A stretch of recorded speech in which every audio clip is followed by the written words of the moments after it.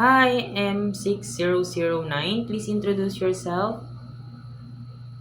Good day, Mom and Sir. My name is Janet M. Bugtong, 34 years old, single. I am the youngest of the family. I have two brothers and one sister, and I am Roman Catholic and I'm high school graduate. Okay. Tell me about your experiences as a helper. I have a work experience in Kuwait City. I serve three members of the family, one couple and one son. The age is 70 and 60, and the son is 23 years old. My tasks and rules and regulations there are washing, cleaning, ironing, taking care of the pets, and cooking.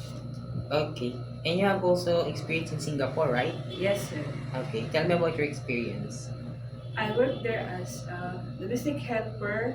I serve six members of the family. There are three adults, but the one is elderly, and three kids. Okay. They are the couple. Their age is 45 and 38 years old, and the elderly is 87 years old, and the three kids are 10 years old and 6 years old twins. My tasks and duties are washing, cleaning the house, ironing, cooking, and car washing. How many car do you car wash? In Singapore is two cars. And in Kuwait? In Kuwait is three cars only. Every? Every in Kuwait is four twice a week.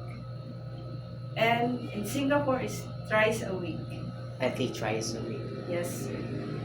So, since I saw that you don't have any experience taking care of a newborn baby, my question is, it is okay to you to take care of a newborn? Yes, sir. If, uh, do you have an idea how to prepare a milk for a newborn? Yes, sir. Okay, if the newborn is crying, what will you do? Maybe I reverse the temperature, or if she or he is hungry, or in the wet diaper. Okay, and if the baby doesn't stop to cry after you did everything that you can, what will you do? I call my employer to to tell him if what I do. Okay, why do you want to work in Hong Kong? Because in Hong Kong, they give a high salary and very near in the Philippines. Okay, and how long do you want to work in Hong Kong? I finished contract 2 years or more than 3 years or 4 years. So it is okay to you to extend your contract. Yes, sir. If your employer prepared some food, it is okay to you to eat the food that they provide. Yes, sir.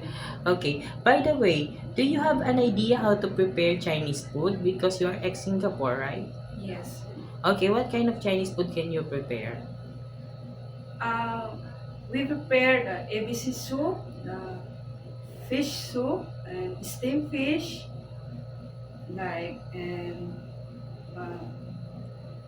Okay. and the meat, Uh, like that, ma'am. okay. If your employer wants you to work on Sunday or in a holiday setup, it is okay with you? Yes, sir. How about sharing room with kids? Yes, sir. Sharing jobs as a helper, Yes, sir. it is okay with you? Yes, sir. Okay. How about cutting your hair into short? It is okay with you? Yes, sir.